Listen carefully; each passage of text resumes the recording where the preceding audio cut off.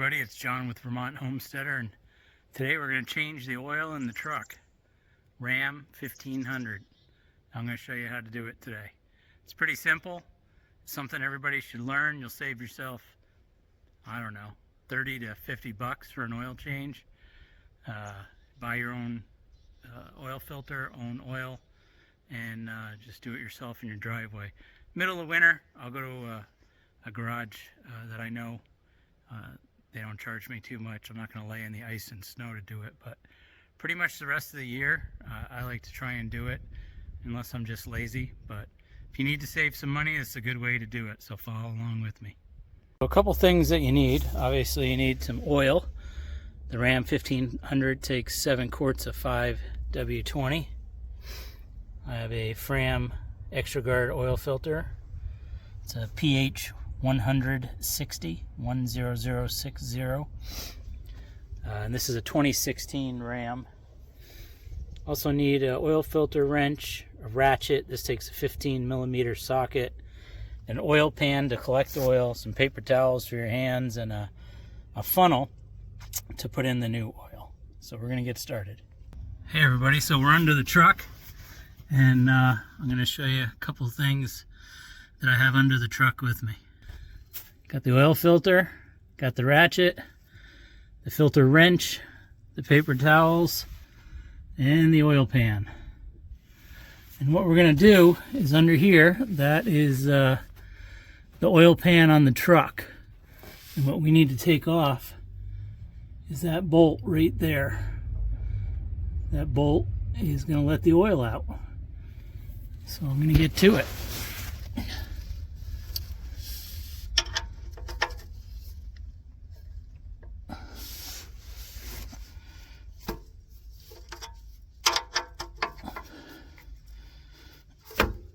Just had this oil pan changed.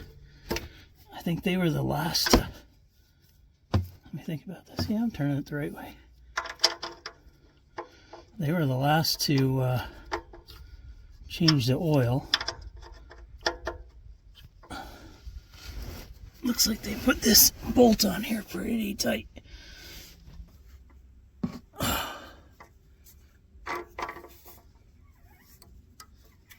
It's pretty loose. I'm gonna get over here more.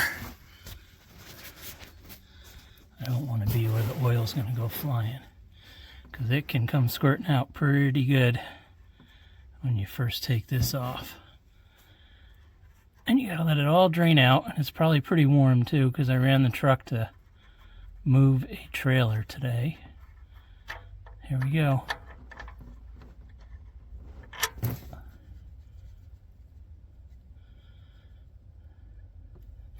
So we're just going to let all that drain out. And this oil pan, it has holes in the middle, so the oil can just drain down into the holes.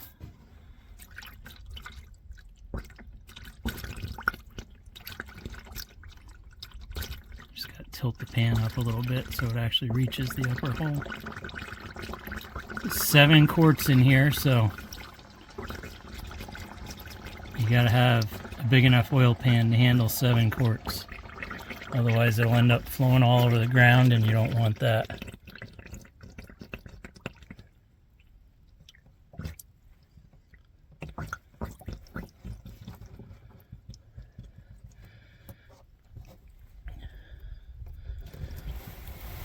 When you get to the end, you got to move the pan a little bit so that it can dribble down in there.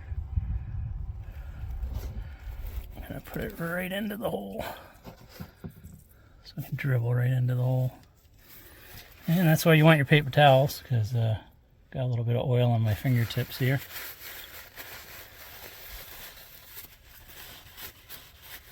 So we're going to finish letting that drain out, and then come back to it. Show you what we do next. So this has been going for about 7-8 minutes, and it's down to a drip. Basically, to close it up, just put the bolt back in, hand tight, and then take your ratchet and tighten it up.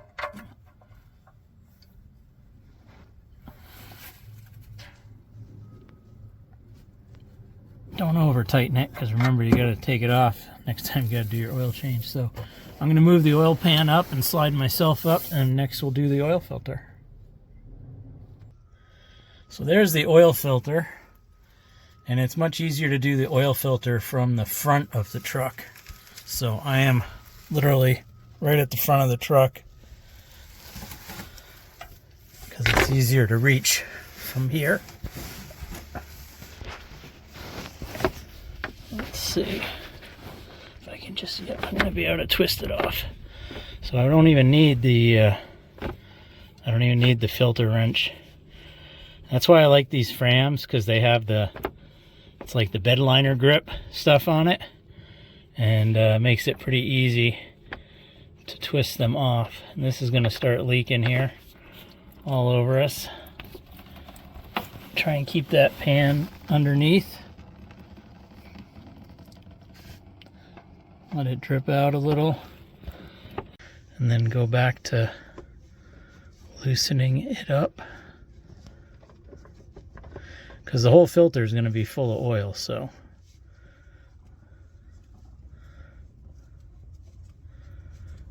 and just keep twisting. Try and catch it and not let it drop, because it'll splash all over you, and the oil's pretty warm. You really don't want hot oil spilling on you. A little warning here when you do this. Obviously the truck should be off. There it is. The truck should be in park.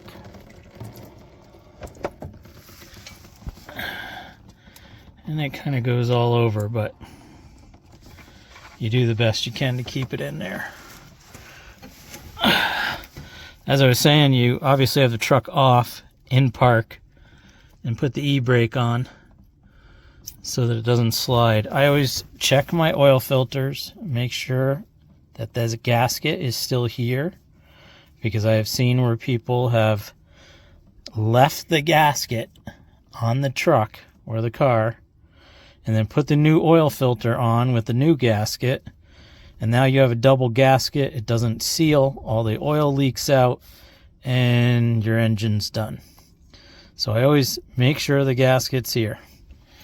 And then I visually look up here. Let's see.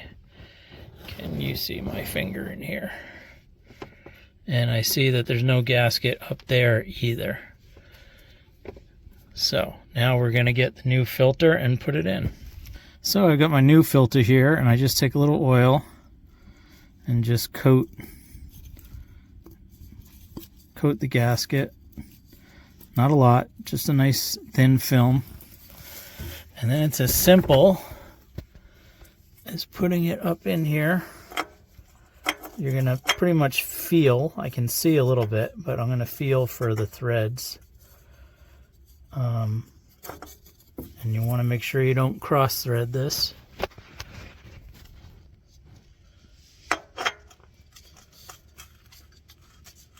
See, I can feel it in the threads, and it's going on nice and easy. Just spin it on. And this, you don't need to wrench down with a wrench. You do want to do it pretty well hand tight. When you get to the end, give it like 2, maybe 3 good turns. Okay, that's on. And now we're going to put in some oil. Okay, so we're in the engine compartment of the truck, standing on the bumper because I'm short. And here's the oil fill cap. You see it says right on there 5W20. And that's what we have here, 5W20. Some people like to just pour it in. I like to use a funnel. These little quarts, because it takes 7, I got to use a 5-quart jug and then 2 1-quart jugs. Just let them go. Fill it up.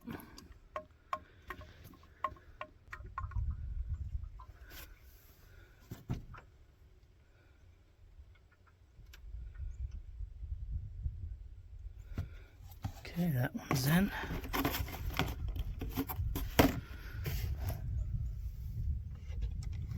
You see, it's nice golden oil. When it came out in the oil pan, it was dark black, but that's what it looks like when it goes in. I'm not going to make you sit here for the 5-gallon jug too, so I'll be back in a few minutes. Okay, so we got all the oil in. Now you don't want to forget to put your cap back on, because if you do, oil will come spilling out the top and you'll get oil smoke everywhere and you'll know you have a problem real quick.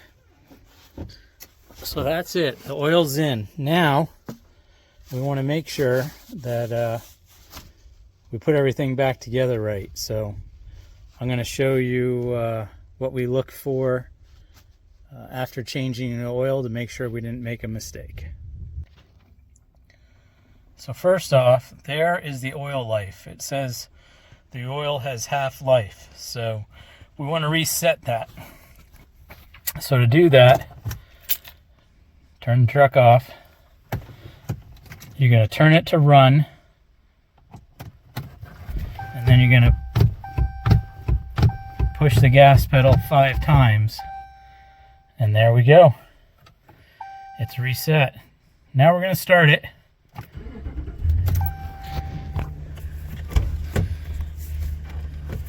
We're going to look at our oil pressure. It says it's good. That's the first good sign. So we got the oil reset. Again, turn it to run. Push the gas pedal 5 times in like 3 seconds. That'll reset the oil. You want to make sure your oil pressure is normal. And then you want to crawl under the truck. Well, you don't have to crawl under the truck, but get under the truck and make sure there's no oil leaking from the oil pan or from the oil filter. I'm going to move around to the front of the truck so we can get a better look at the oil filter, but there's the oil pan, and it's clearly not leaking. And we can see the oil filter. It does not appear to be leaking anywhere. And that's it. We're good. Oil is changed, oil filter's changed. And that makes me a happy man, because the guy I go to charges me 25 bucks if I bring my own oil and filter. So by doing it myself, I just saved myself 25 bucks. And I won't have to pay that now. I can use it for something else. So there's lots of things you can do to save money. It's part of homesteading. That's the whole point, is you're taking care of things yourself as much as you can, and that means you spend less of your hard-earned money on things like that.